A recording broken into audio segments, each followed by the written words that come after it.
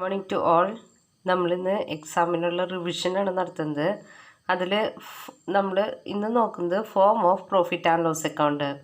നമുക്കറിയാം form of profit and loss account include ചെയ്യുന്നത് form ബിയിലാണ്.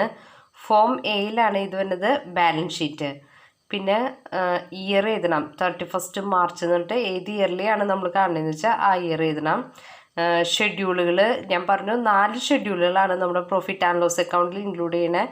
13, 14, 15, 16. അതുപോലെ തന്നെ ഇയർ എൻഡഡ് 31 മാർച്ച് കറണ്ട് ഇയറിൽ എഴുതണം, പ്രീവിയസ് ഇയറിൽ എഴുതണം.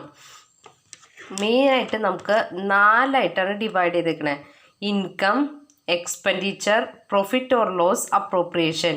അതുപോലെ തന്നെ 4 ഷെഡ്യൂളുകളാണുള്ളത്: 13, 14, 15, 16. ഫസ്റ്റ് എന്ന് പറയുമ്പോൾ ഇൻകം. നമ്മുടെ ബാങ്കിങ് കമ്പനിക്ക് ഏതൊക്കെ തരത്തിലുള്ള ഇൻകം ഉണ്ട്? അതിൽ നമുക്കറിയാലോ, മെയിൻ ഇൻകം എന്ന് പറയുന്നത് ഇൻട്രസ്റ്റ് ഏൺഡ് ആണ്. പിന്നെ അതർ ഇൻകം. ഈ 13, 14 എന്ന് പറഞ്ഞാൽ 2 ഷെഡ്യൂളുകൾ ഉണ്ടാക്കി അതിൻ്റെ ടോട്ടൽ നമ്മൾ കണ്ടുപിടിക്കണം. നെക്സ്റ്റ് വരുന്നത് ഇൻകം കഴിഞ്ഞ് പിന്നെ വരാം എക്സ്പെൻസ് ആണ്, expenditure. Interest expanded schedule number 15. Operating expenses schedule number 16. Next വരുന്നത് പ്രൊവിഷൻസ് ആൻഡ് കണ്ടിജൻസീസ്. ഇവിടെ നിന്ന് തുടങ്ങി പിന്നെ ഷെഡ്യൂളുകളില്ല. ഈ 12 വരെയുള്ള ഷെഡ്യൂളുകൾ ഇൻക്ലൂഡ് ചെയ്തേക്കുന്നത് ബാലൻസ് ഷീറ്റിലാണ്. ഓക്കെ, ഇനി നമുക്കറിയാം ഇൻകത്തിൽ നിന്ന് എക്സ്പെൻസ് കുറച്ച് നമുക്ക് പ്രോഫിറ്റ് അല്ലെങ്കിൽ ലോസ് കിട്ടും ഇല്ലേ? അതാണ് തേർഡ്. ആ ഒരു ഓർഡറിൽ നിങ്ങൾ പഠിച്ചാൽ മതി. Income, expenses, profit or loss. Profit and loss അക്കൗണ്ടിൽ net profit or loss for the year. ഈ വർഷത്തെ പ്രോഫിറ്റ് നമ്മൾ കണ്ടുപിടിക്കുന്ന പ്രോഫിറ്റ്, അതാണ് ഈ വർഷത്തെ പ്രോഫിറ്റ്. അതുപോലെ തന്നെ profit or loss brought forward. Previous ഇയറിൽ നിന്ന് നമ്മുടെ ഈ വർഷത്തേക്ക് കൊണ്ടുവന്നിട്ടുണ്ടെങ്കിൽ, ബ്രോഡ് ഫോർവേഡ് ചെയ്തിട്ടുണ്ടെങ്കിൽ ആ എമൗണ്ട് ഇവിടെ എഴുതണം. എന്നിട്ട് അത് ടോട്ടൽ അത് ചെയ്ത് കഴിയുമ്പോൾ നമുക്ക് ടോട്ടൽ എമൗണ്ട് കിട്ടും. ആ എമൗണ്ട് തന്നെ നമ്മൾ ഇവിടെ എഴുതണം, ഈ ടോട്ടലിൻ്റെ അവിടെ എഴുതണം. എന്നിട്ട് നമുക്ക് അപ്രോപ്രിയേഷൻസ് വരും. അതായത് റിസർവിലേക്ക് ട്രാൻസ്ഫർ ചെയ്യാൻ, അല്ലെങ്കിൽ ഡിവിഡൻഡിലേക്ക് ട്രാൻസ്ഫർ ചെയ്യാനൊക്കെ പറഞ്ഞ് ക്വസ്റ്റ്യനിൽ അപ്രോപ്രിയേഷൻസ് വരും. ആ എമൗണ്ട് ഇവിടെ എഴുതണം. Transfer to statutory reserve, transfer to other reserve, transfer to government or propose dividend. ഇത്രയും എഴുതി കഴിഞ്ഞിട്ട് ഈ ടോട്ടലും തമ്മിൽ അത് കുറയ്ക്കുക. എന്തെങ്കിലും ബാലൻസ് ഉണ്ടെങ്കിൽ അത് നമ്മൾ balance carry over to balance ഷീറ്റിലേക്ക് നമ്മൾ ക്യാരി ഫോർവേഡ് ചെയ്യണം. ഇതാണ് നമ്മുടെ പ്രോഫിറ്റ് ആൻഡ് ലോസ് അക്കൗണ്ടിൻ്റെ ഫോർമാറ്റ് ഇൻക്ലൂഡ് ചെയ്യുന്നത് ഷെഡ്യൂൾ നമ്പർ ഫോം ബി. ഇനി നമുക്ക് പ്രോഫിറ്റ് ആൻഡ് ലോസ് അക്കൗണ്ടിൻ്റെ ഷെഡ്യൂൾ നോക്കാം. ഫസ്റ്റത്തെ schedule interest earned, schedule number 13. Interest ഏൺഡിൽ നമുക്കറിയാം നമ്മുടെ ഇൻകമാണ്. ഒരു ബിസിനസ്സിൻ്റെ മെയിൻ ഇൻകം എന്ന് പറഞ്ഞാൽ എന്താ? ഇൻട്രസ്റ്റ് കിട്ടാന്നുള്ളതാണ്. അതായത് ഇപ്പോൾ ബാങ്ക് ലോൺ കൊടുത്തു കഴിഞ്ഞാൽ ലോണും എന്ത് കിട്ടും? ഇൻട്രസ്റ്റ്. അത് ബാങ്കിനെ സംബന്ധിച്ച് അത് ഇൻകമാണ്. നെക്സ്റ്റ് വരുന്നത് ഇൻകം ഓൺ ഇൻവെസ്റ്റ്മെൻറ്റ്. എവിടെയെങ്കിലുമൊക്കെ ഇൻവെസ്റ്റ്മെൻറ്റ് ബാങ്ക് നടത്തിയിട്ട് അവർക്ക് കിട്ടുന്ന, അതിൽ നിന്ന് കിട്ടുന്ന ഇൻകം, അതാണ് ഇൻകം ഓൺ ഇൻവെസ്റ്റ്മെൻറ്റ്.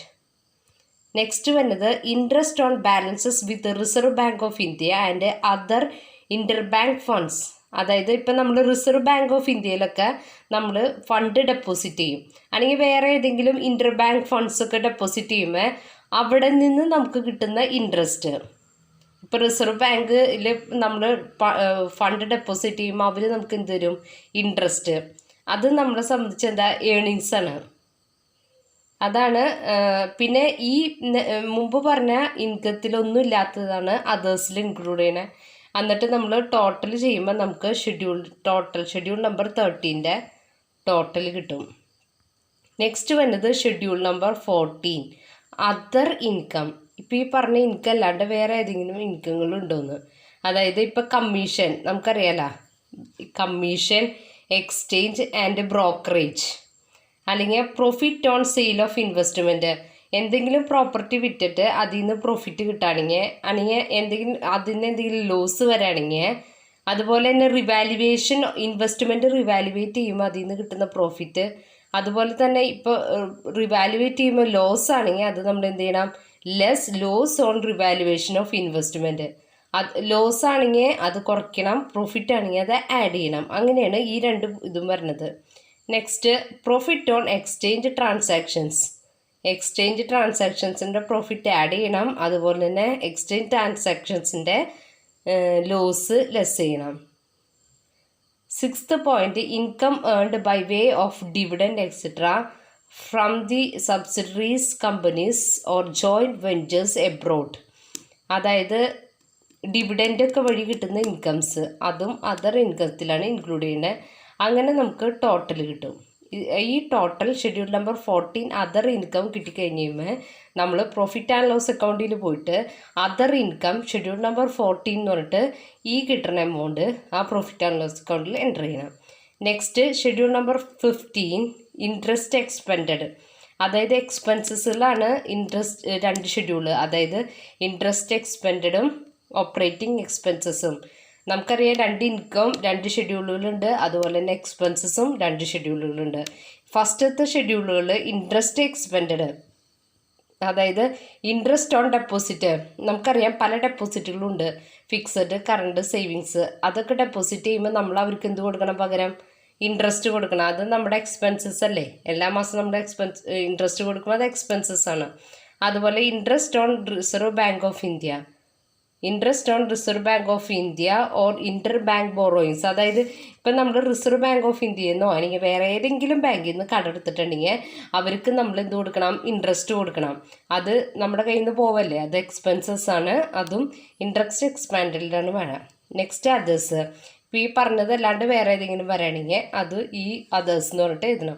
ഇങ്ങനെ ഷെഡ്യൂൾ നമ്പർ 15 ഫുള്ള് കണ്ടുപിടിച്ച് ടോട്ടൽ നമ്മൾ എവിടേക്ക് എഴുതണം, പ്രോഫിറ്റ് ആൻഡ് ലോസ് അക്കൗണ്ടിലേക്ക് എഴുതണം. നെക്സ്റ്റ് നമ്മുടെ ലാസ്റ്റ് ഷെഡ്യൂളാണ് ഷെഡ്യൂൾ നമ്പർ 16 ഓപ്പറേറ്റിംഗ് എക്സ്പെൻസസ്.